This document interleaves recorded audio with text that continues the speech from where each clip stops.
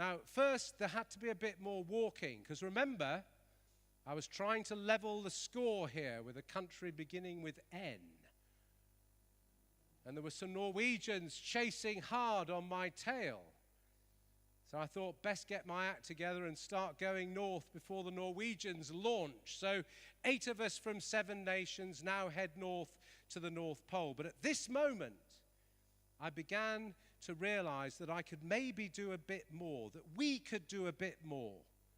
So I started to involve young people in what we do. 22 young people from 15 different nations at our base camp. 8 of us from 7 nations start walking. Trust me, walking to the North Pole is completely stupid. It's horrible. You could also be eaten as you go, and very quickly I will give you my take on climate change and global warming. Don't panic, it won't take long. First, climate change is happening. It's definite. It's ticked off. Whether we, as the human race, are causing that climate change to happen faster or more, we all know we are, but it's not fully agreed by science that we are totally making it worse or making it happen faster. We know it. We know we are. But how I deal with people that say, well, is it happening? It's very simple. I'm not an explorer. I'm not an environmentalist. I'm not a scientist. But do you know what I am? I'm really good at staying alive.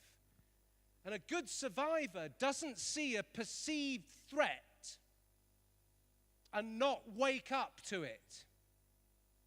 A survivor sees a perceived threat and addresses that threat just in case it comes and hits them.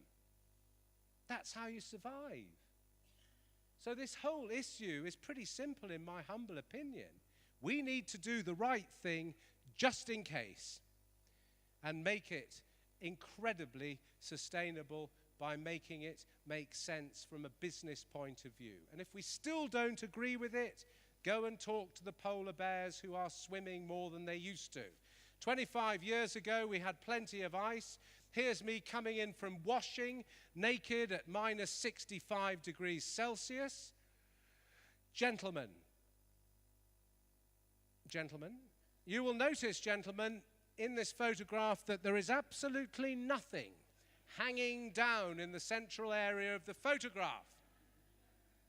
It is your job, gentlemen, to explain to our esteemed ladies later why this happens to a naked man at minus 65. A bit chilly. Now, we are now exactly 647 miles from land in the middle of a frozen ocean. And over 3 days, the nightmare begins. The ice starts to move, it breaks up beneath our feet, and we have a fight to survive. A fight that means that people become injured. The whole ocean breaks up beneath our feet 4 months before it ever had. And talking of feet, our brave American, he lost his heel off his foot 115 kilometers out from the pole, and he had to keep going. And at last, after 56 days of battle, we reached the North Pole. And it was a good day, because at last, in my own tiny way, I'd achieved Amundsen 1, Scott 1. Very proud of that, considering I'm not much of a skier. And we flew a flag which I think is still important to celebrate our modest achievement. And at the end of the expedition, of course, I wish I hadn't, I was summoned by the great Jacques Cousteau, and he said, Rob, what are you doing for the next 50 years? So I said, can I sit down? He said, yeah, you can sit down, Rob. And he gave me 24 years ago a 50-year mission. I couldn't say no, really, could I? We got 26 years to go on that mission, because in the year 2041, the treaty that preserves Antarctica, right now, we all own it. Every single one of you owns a piece of Antarctica the size of a football pitch. It's yours. Everybody on Earth does. It's the only place in the world that we all own. And in 2041, the treaty that preserves it could be changed. It could be altered. And that would just be stupid. We have one chance to leave one place alone as a natural reserve land for science and peace. We've got 26 years to make that happen, and I believe we can do it. In order to make it happen, my title of this quick talk of mine is to do with waking up. And I think that the most important thing when you're waking up is to be positive, especially for young people. And we started our mission on the preservation of the Antarctic by taking 35 young people from 25 different nations that fight: Israel, Palestine, Russia, Chechnya, Bosnia, Muslim, Croat and Serb, India, Pakistan, all these places that fight, girls and boys, down to a continent that we all own. And unfortunately, I wish I'd never taken them, really.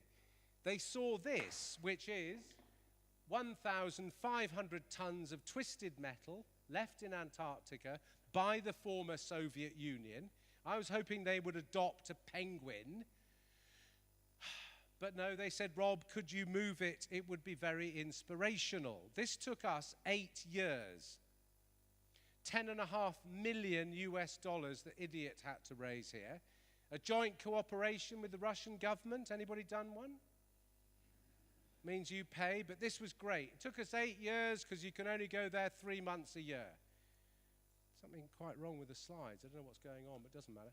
The odd blank one is part of the story, but I'll just twist over. It just shows, one should always check before you do a slideshow. Worth checking. Anyhow, it took us 8 years. We bought a yacht to attract sponsors to help us get the rubbish out.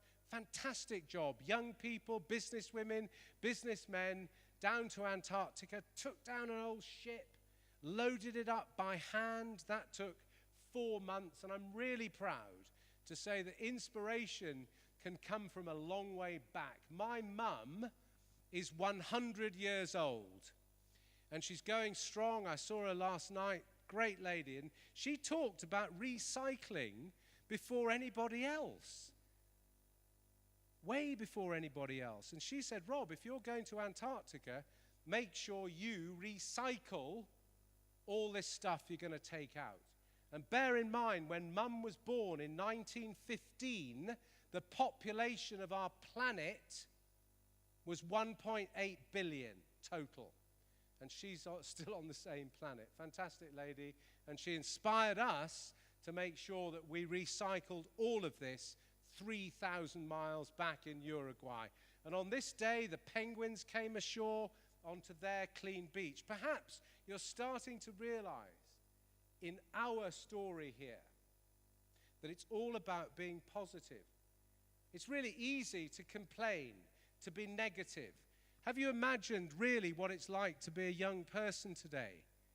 It's not easy because you have all these issues coming in through all these different avenues. And young people have said, oh, get involved with this issue. And they do, bless them. And then we say, no, don't worry about that one. We're doing this one now. And then they get involved with that. And then there's another issue. And then there's another issue. And quite frankly, what young people say to me is, how are we supposed to care if we're surrounded by negative and not really given much enthusiasm to bother at all about what we're talking about here at this wonderful conference? So I think it's important to have action. And as Marie very kindly said, part of preserving Antarctica is to make it not financially worth going there. I think it's always important to just check that one's being relevant. And I think you could probably clear thousands of tons of garbage from Antarctica, and everybody'd say, great job, but it wouldn't save it. So money will save Antarctica. So if we're using more clean, renewable energy in the real world, it won't make financial sense per barrel of oil or ton of coal or ton of gas to go to Antarctica and exploit it.